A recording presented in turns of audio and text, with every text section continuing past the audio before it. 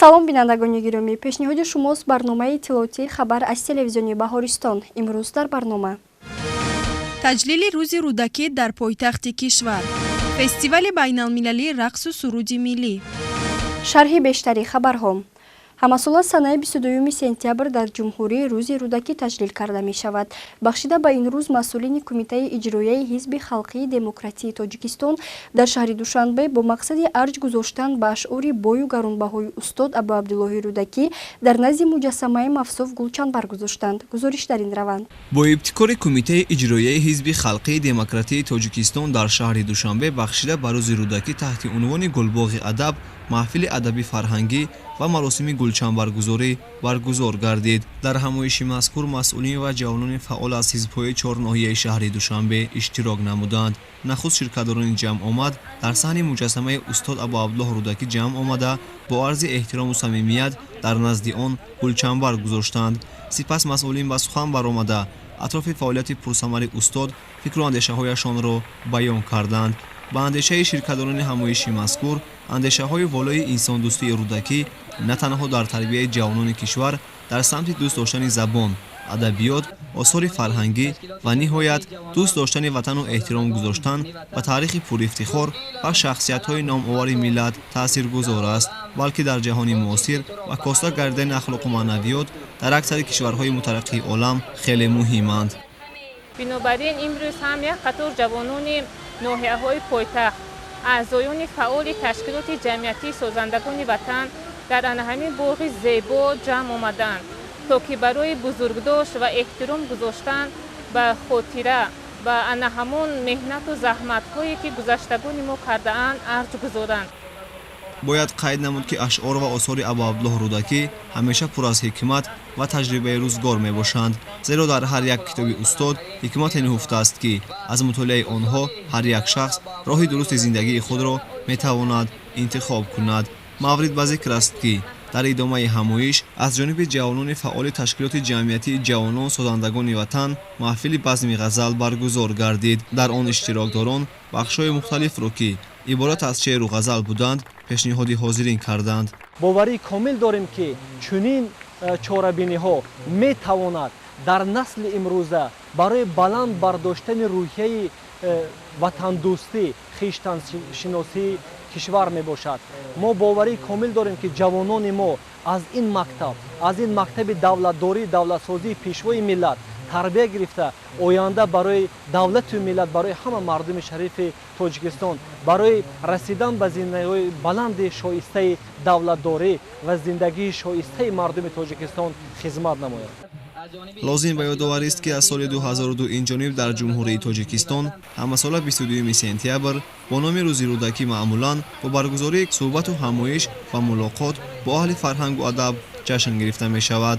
ба андешаи мутафаккирони тоҷик роҳандозӣ намудани чунин тадбир имконе барои боло бурдани ҷойгоҳи Рӯдакӣ дар миёни ҷомеа ва дар самти шинохти бештари насли ҷавон аз осори ин шоири тавоно саривақтӣ мебошад.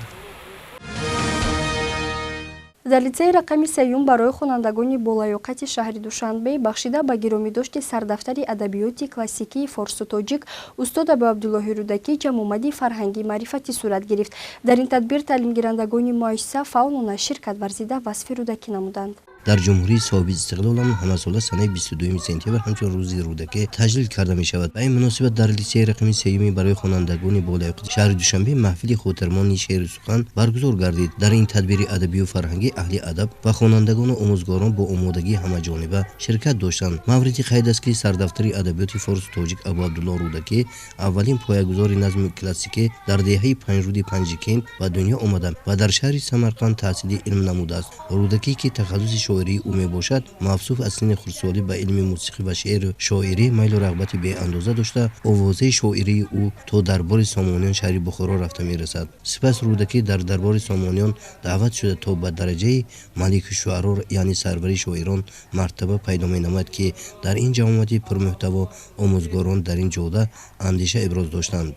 баргузории чунин чорабиниҳо боиси он мегардад ки хонандагон аз мероси пурғановати гузаштагон огоҳ гарданд ва дӯст доранд ва ҳамеша бо гузаштагони сарбаланди хеш ифтихор намоянд.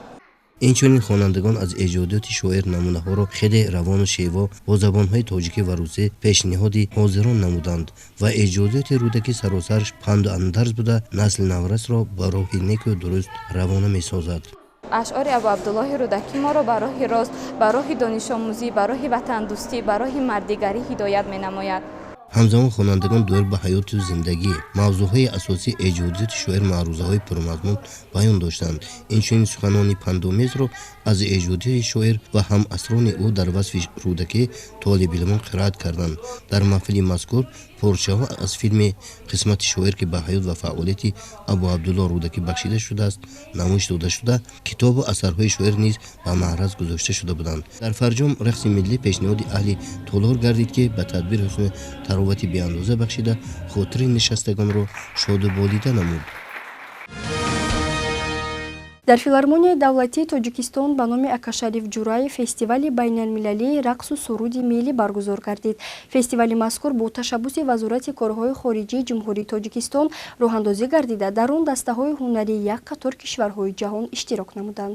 дар барномаи фарҳангӣ роҳбарони намояндагиҳои дипломатӣ ва созмонҳои байналмилалӣ, кормандони вазорату идораҳо, инчунин сокинони пойтахт ва меҳмонон аз дохилу хориҷи мамлакат ширкат варзиданд.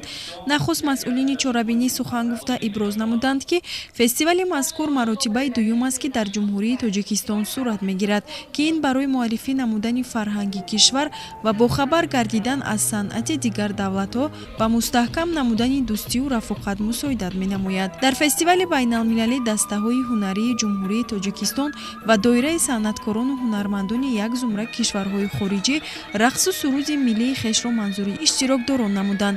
ҳадаф аз баргузории фестивал шинос кардани меҳмонони дохилию хориҷӣ бо фарҳангу маданияти миллии кишварҳо ва вусъати муносибатҳои дӯстона миёни кормандони намояндагиҳои дипломатӣ, инчунин ривоҷу равнақ бахшидан ба ҳамкориҳои судманд миёни давлатҳои дӯсту бародар мебошад. бояд зикр намуд ки барномаи фарҳангӣ дар фазои дӯстона бо шукӯҳу шаҳомати хоса баргузор гардид. ҳар як суруду тарона, рақси ҳунармандон дар сатҳи хуб сурат гирифта, ҳозирин аз барномаи консертӣ илҳоми тоза ва таассуроти хотирмон бардоштанд. хонандагони муассисаҳои таълимӣ бояд пурра бо китобҳои фаннӣ таъмин бошанд, зеро китоб воситаи асосии ҳангоми дарс маҳсуб ёфта, дигар самти таълимро омӯзгор бо истифода аз ҷаҳонбинии худ пурра месозад. сужаи ҳамкорони минтақавии мо дар ин хусус. китоб аз қадимулайём ҳамчун воситаи беҳтарини аз худ намудани илмҳо ва аз бар намудани дониш маҳсуб ёфта, ҳифзи ҳимоя ин ганҷина аз амалҳои накӯи инсон маҳсуб меёфт. дар ноҳияи дӯстии вилояти Хатлон 46 муассисаи арзи ҳастӣ дошта, онҳо моҳи аввали соли нави хонишро бо тайёрӣ ба дарсҳо ва омодагиҳо гузаронида истоданд. масалан, норасоии китобҳо дарсӣ бошад имрӯз дар ҳудуди 25 шаҳру навоҳии вилояти Хатлон ҷой дорад. аммо барои аз дарсҳо ақиб намондани фарзандони худ, волидон хонандагон кӯшиш доранд то барои фарзандони худ китобҳои зарурӣ ва фанниро аз бозорҳо дастрас намоянд. мушкилоти норасоии китобҳои дарсӣ ва кӯҳнаву фарсуда гардидани онҳоро мо борҳо тариқи оинаи нилгун намоиш дода будем. масъулони шӯъбаи маорифи ноҳия ва роҳбарони мактабҳо бошанд кӯшиш доранд то ба қадри имкон аз китобҳои дар ихтиёр доштаи худ хонандагонро таъмин намоянду онҳоро барои аз бар намудани илм роҳнамоӣ кунанд. маврид ба зикр аст ки дар 46 муассисаи таълимӣ ҳудуди 9 китобхонаҳои мактабӣ арзи ҳастӣ дорад ки дар онҳо китобҳои бадеӣ ва дигар анвони хониш дида мешавад. фориғ аз дарсҳо дилхоҳ нафарон метавонанд ба онҳо дастрасӣ дошта ҷаҳони маънавии худро бою ғанӣ гардонанд. аҳли китобдороне ки таълимгоҳҳо талош доранд то китобҳои тозанашр ба даст оварда пешкаши дӯстдорони олами китоб гардонанд, чунки дар ҷумҳурӣ чандин озмунҳои шеъру шоирӣ баргузор гашта истодааст. барои иштирок дар ин озмунҳо хонандагонро мебояд шеърҳои зиёде аз худ намоянду маҳорати шеърхонии худро нишон диҳанд. бо мақсади дарёфти ҳунармандони ҷавону боистеъдод ва муаррифӣ намудани онҳо бори сеюм аст ки дар Ҷумҳурии Тоҷикистон озмуни ҷоизаи мусиқии бо баргузор мегардад. дар дораи озмуни мазкур дар маркази фарҳангии Бохтар бо иштироки намояндагони васоити ахбори оммаи кишвар нишасти матбуотӣ сурат гирифт. шарҳи ҳамкорони мо. бо ташаббуси Вазорати фарҳанги Ҷумҳурии Тоҷикистон ва маркази фарҳангии Бохтар байни ҷавонони аз синни 16 то 28 сола озмуни миллии суруди аслии ҷоизаи мусиқии боб бароҳ монда шуд. ба ин муносибат дар маркази фарҳангии Бохтар нишасти матбуотӣ доир гардида, дар он роҷеъ ба ин фестивал масъулин сухан гуфтанд. Гуфта шуд, ки дар озмуни мазкур ҷавонони зиёде аз шаҳри Душанбе ва вилояти Суғд, инчунин шаҳри Хорух тариқи сомона аризаҳои худро пешниҳод намуданд, ки аз инҳо 11 нафарашон ба даври ниҳоиро хат гирифтанд. Бояд қайд намуд, ки озмуни мазкур тӯли 3 сол аст, ки баргузор мегардад ва дар он як қатор ҷавонони боистеъдоди кишвар иштирок менамоянд. ҳамчунин зикр гардид, ки лоиҳаи мазкур бо мақсади дастгирии сарояндагони мусиқавии ҷавон ва муаррифкунандагони фарҳанг, инчунин услубҳои мухталифи мусиқӣ буда, барои ҷалб намудани ҷаҳониён ба фарҳанг ва мусиқии ҷумҳурии Тоҷикистон бароҳ монда шудааст. Ёдовар мешавем, ки даври ниҳоии озмуни миллии суруди аслии ҷоизаи мусиқии боб санаи 28 сентябр бо баргузор гардидани барномаи фарҳангӣ дар кохи суруши шаҳри Душанбе ҷамъбаст гардида, ғолибон аз ҷониби сарпарастон бо тӯҳфаҳои пулливу молӣ қадрдонӣ карда мешаванд. Дӯстдорони мусиқӣ метавонанд, ки дар даври ниҳоии озмуни мазкур ширкат намуда ба худ ғизои маънавӣ гиранд. бинандагони азиз, ин буд хабарҳои рӯз, ки манзуратон гардонидем. Шумо метавонед дигар барномаҳои ҷолибу диданиро аз сомонаи телевизиони Баҳористон www.tvb.tj дастрас намоед.